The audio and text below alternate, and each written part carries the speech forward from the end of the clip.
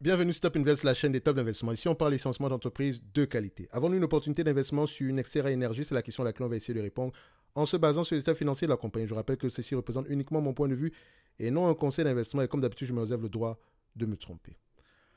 Alors, il y a quelques temps, il y a 5 mois, j'ai fait une vidéo ici sur cette compagnie-ci. Avant ça, on en avait déjà fait une.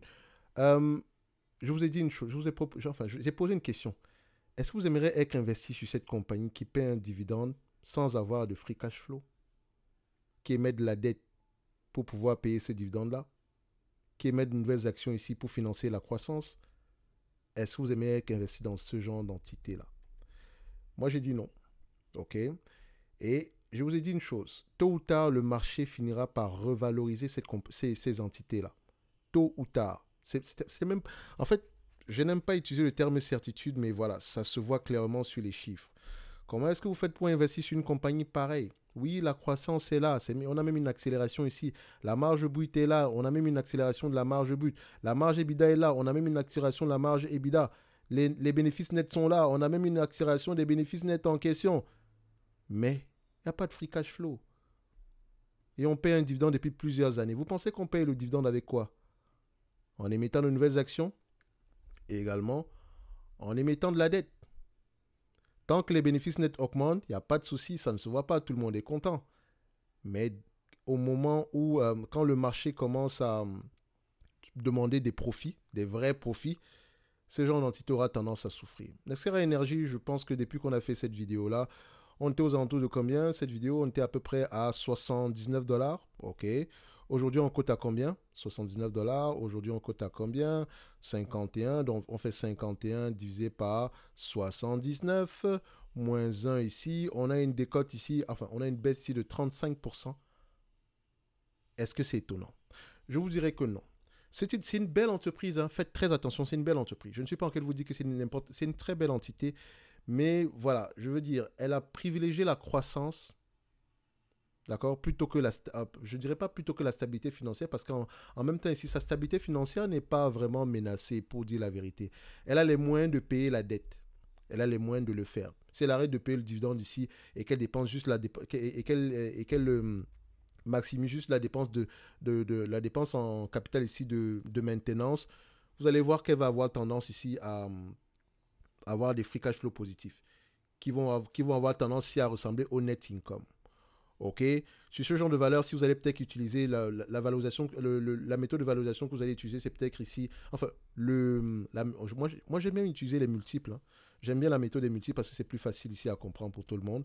Mais je pense que ce type d'entreprise, si on utilise la valeur d'entreprise sur EBITDA, OK, c'est celle-là qui peut nous donner une idée générale ici de la valeur de la compagnie. OK? En réalité, je ne paierai pas plus de 10 fois les EBITDA sur ce type d'entreprise ici. 10 fois les EBITDA en prenant en considération la croissance également ici. Ça reste un business assez croissant ici. Et avant même d'y investir, je vais demander à ce que l'entreprise ici puisse... Je vais demander des informations supplémentaires par rapport à la stabilité... Enfin, par rapport aussi au free cash flow. Je veux des free cash flow positifs au moins. Sinon, s'il n'y a pas de free cash flow positif, on s'attend à augmenter la dette, on s'attend ici à émettre de nouvelles actions, c'est-à-dire qu'on aura tendance à être dilué. Et comme je l'ai dit, tant mieux, tant que les bénéfices nets continuent à être croissants, mais je vais demander une décote supplémentaire ici. Alors, Nextera Energy, quelques mois plus tard, on arrive aux alentours de 51 dollars. Notre prix d'achat était aux alentours de 41 dollars par là, et encore à 41 dollars, c'est même parce qu'on est trop gentil. OK?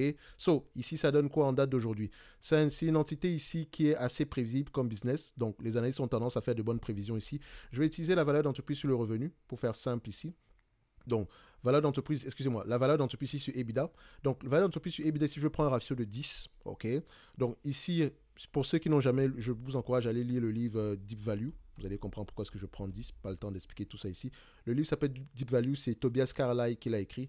Donc, je pense qu'on parle ici de justement, le livre est dédié à peu près à cette métrique-ci, donc la valeur d'entreprise sur le revenu, la valeur d'entreprise sur EBITDA et ainsi que la valeur d'entreprise sur EBIT également ici. Donc, je ne prendrai pas plus de 10 fois l'EBIT ici. OK, en moyenne, le marché paye à peu près, voilà, enfin, ça c'est la normale, hein, donc il ne donne même pas l'information par rapport à la moyenne ici. En moyenne, si, pour choses dans le business, si on va payer à peu près 10 fois les bénéfices, 10 fois les EBITDA ici. Si c'est le cas, en prenant en considération la croissance future, on sera à peu près on s'attend à un prix aux alentours de 78, disons 79 dollars ici, d'ici 2025.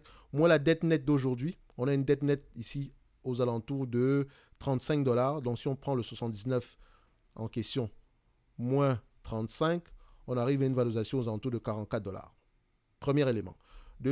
Première méthode. Deuxième méthode, ici, vous pouvez vous pouvez vous baser sur les bénéfices nets ici, en prenant en considération ici la moyenne ici la moyenne ici des PER, on sera aux alentours de 20 fois les bénéfices ici. Donc 20 fois les bénéfices par rapport à ce qu'on attend ici en 2025, ça donne à peu près 3,67 multiplié par 20 fois les bénéfices. D'accord, ça fait 73 $, moins la dette nette ici, aux alentours de 35 $. On arrive à une valorisation aux alentours d'une quarantaine de dollars par là. OK? Donc, on va se dire ici que nous avons une entité ici qui est correctement... Voilà, on va se dire ici, on n'a pas encore d'opportunité d'investissement exceptionnelle. OK? On aimerait l'avoir ici aux alentours ici d'une quarantaine de dollars avant de commencer à réfléchir. Donc, pour quelqu'un qui serait intéressé sur... enfin, si ça vous intéresse, si cette compagnie vous intéresse, peut-être aux alentours d'une quarantaine de dollars, ça peut être intéressant. Encore, poser la question par rapport ici au free cash flow. Demandez-vous quand est-ce qu'on aura des free cash flow positifs. Regardez la dépense en capital, lisez les rapports financiers, lisez les transcriptions ici, d'accord, donc écoutez les conférences calls, etc., afin d'avoir une idée générale de là où est-ce que le management s'en va. Ça reste une très belle entreprise, mais je ne paierai pas n'importe quel prix ici. Donc, est-ce qu'on est surpris par rapport à la baisse actuelle, à la baisse du titre? Non, pas du tout. Le dividende ici, est-ce que je peux dire qu'il est safe? Non, il n'est pas safe. Ils n'ont pas les moyens de payer ce dividende-là. OK, donc il n'est pas safe. Je m'attends à ce qu'il... Je veux qu'on le coupe. OK, au cas où les free cash flow positifs ici, au cas où l'échéance ici, les free cash flow positifs est très éloigné, je veux qu'on le coupe.